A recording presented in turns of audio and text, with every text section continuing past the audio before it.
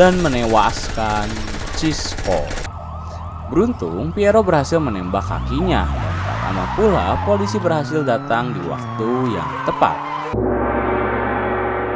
Halo sobat, pintu teater 1 telah dibuka.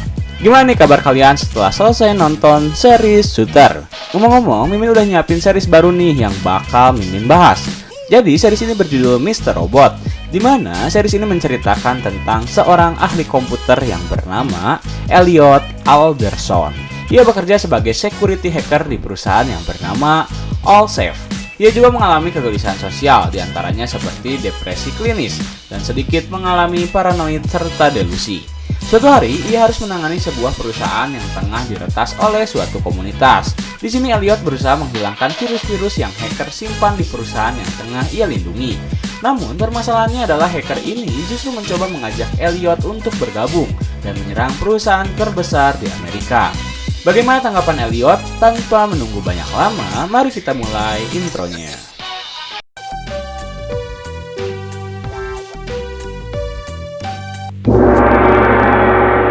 Scene memperlihatkan Elliot yang mencoba untuk melakukan trik lucid dream. Dengan mantra, pikiran terjaga, tubuh tertidur. Ia terus melantunkannya berkali-kali hingga ia tak menyadari bahwa tubuhnya telah terlelap. Kemudian scene berpindah pada Angela yang ternyata dibawa oleh dua orang misterius yang mendatanginya di kereta. Dengan sebuah mobil pick-up, Angela terus bertanya pada mereka berdua akan dibawa kemanakah dirinya. Tetapi Angela tak pernah mendapatkan jawaban dan justru dua orang itu membesarkan volume musik hingga suara dari Angela tak terdengar. Akhirnya dengan pasrah, Angela menunggu akan kemana ia dibawanya. Sementara itu, setelah insiden penembakan Cisco di sebuah restoran Meksiko, Piero dilarikan ke rumah sakit. Meskipun ia mengatakan jika darah yang berada pada tubuhnya bukanlah darah miliknya, melainkan darah dari Cisco. Tetapi dokter tetap mengharuskan Piero untuk berada di rumah sakit sementara, karena dirinya mengalami shock. Lalu, Santiago meminta seluruh orang yang berada di ruangan Piero untuk keluar sebentar dan membiarkan ia berbicara berdua dengan Piero. Akhirnya mereka pun keluar dan ketika mereka berdua berbicara, Piero langsung menyalahkan Santiago karena ia tak pernah mendengar perkataannya. Dan yang terjadi, Dark Army benar-benar membunuh Cisco, sedangkan mereka kini kehilangan salah satu bukti hidup. Namun rupanya Santiago masih tetap membenarkan hal yang seharusnya ia lakukan, dan justru menyalahkan Piero karena terlalu bersemangat dalam menyelesaikan kasus ini. Kemudian, ia pun keluar meninggalkan Piero yang diharuskan beristirahat. Kembali ke Angela, setelah menempuh perjalanan yang cukup panjang, akhirnya ia pun diturunkan pada sebuah rumah, dan ia dipersilahkan untuk memasuki rumah tersebut. Lalu ia dibawa ke sebuah ruangan yang hanya berisi meja, kursi, serta akuarium yang berisi 2 ekor ikan. Kemudian, 2 orang misterius itu mengunci Angela di ruangannya sendiri.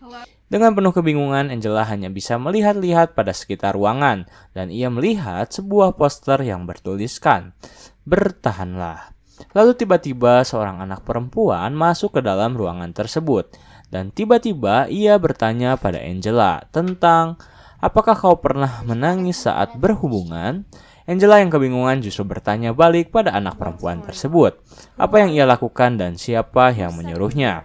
Namun anak kecil itu terus mengulang pertanyaannya dan Angela tak mau mengalah. Ia tetap tak menjawab pertanyaan anak perempuan tersebut. Tiba-tiba telepon berdering, anak kecil itu mengangkatnya dan hanya menjawab "iya" setelah menutup teleponnya. Ia berbicara pada Angela jika Angela tak menjawab pertanyaannya, maka mereka akan menyiksanya. Anak kecil itu pun memperlihatkan beberapa luka yang ia dapatkan di punggungnya, yang membuat Angela langsung bersimpati. Akhirnya Angela pun mau menjawab pertanyaan yang anak kecil itu berikan. Angela menjawab "tidak". Kemudian anak kecil itu memberikan pertanyaan lainnya. Ia bertanya, "Apakah kau pernah berfantasi membunuh ayahmu?" Dan lagi-lagi Angela menjawab, "Tidak." Beberapa pertanyaan terus anak kecil itu lontarkan pada Angela. Hingga akhirnya Angela muak dengan menjawab, "Aku tidak tahu." Dengan nada yang cukup tegas. Lalu tiba-tiba telepon kembali berdering dan anak itu mengangkatnya. Kemudian setelah beberapa percakapan ia memberikan telepon tersebut pada Angela, di mana ia mendengar suara wanita yang bertanya pada Angela tentang beberapa pertanyaan yang harus ia pecahkan. Setelah beberapa pertanyaan yang cukup membuat Angela jengkel, akhirnya wanita di balik telepon tersebut mengucapkan terima kasih atas jawaban yang Angela berikan. Kemudian anak kecil tersebut menyudahi interview antara ia dan Angela.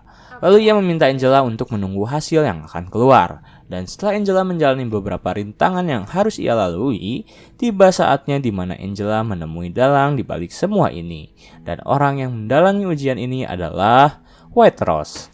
Kedatangannya cukup mengerikan, bahkan ikan yang berada di akuarium saja tewas akibat kedatangannya. Setelah White Rose datang, Angela langsung protes, karena dirinya sudah menunggu sekian lama untuk hal-hal yang tak menghasilkan apa-apa.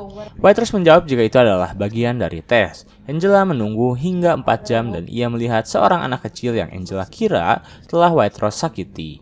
Ia ingin menguji rasa empati yang ada pada diri Angela, dan mengatakan jika bekas luka itu hanyalah sebuah riasan. Kemudian Angela bertanya tentang mengapa dirinya diuji. White Rose menjawab ia tahu bahwa Angela memiliki informasi yang sensitif dan dirinya tak ingin Angela membocorkan informasi tersebut. Normalnya rekan White Rose akan membunuh Angela sekarang. Bahkan seharusnya Angela sudah tewas 9 hari yang lalu. Tetapi ia tak tahu mengapa Angela bisa bertahan di kadaluarsanya. Dan hal itulah yang membuat White Rose ingin menemui Angela. Terlebih Angela terlihat seperti seseorang yang spesial di mata Philip Price, yang dimana Philip telah merusak kemitraan antara Philip dengan White Rose. Jadi White Rose memutuskan untuk tak membunuh Angela dan akan mempertahankan informasi yang Angela miliki.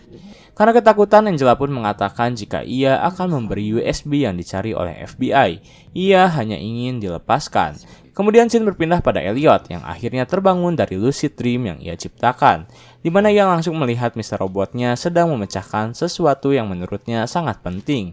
Elliot berpikir jika trik yang ia lakukan telah berhasil, karena Mr. Robot tak mendengar bahkan tak melihat keberadaannya. Ia hanya berfokus pada apa yang sedang ia kerjakan dan sedangkan Elliot hanya bisa melihat Mr. Robot sedang memecahkan hal tersebut.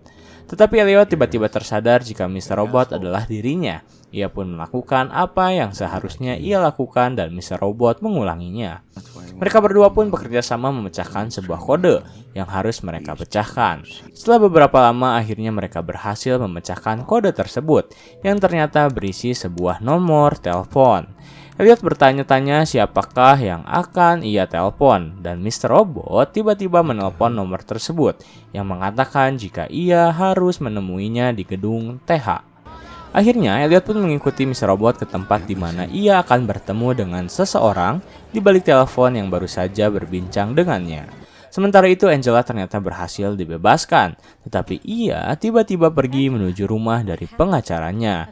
Ia berkata jika ia ingin pengacaranya melupakan pesan suara yang ia tinggalkan untuknya.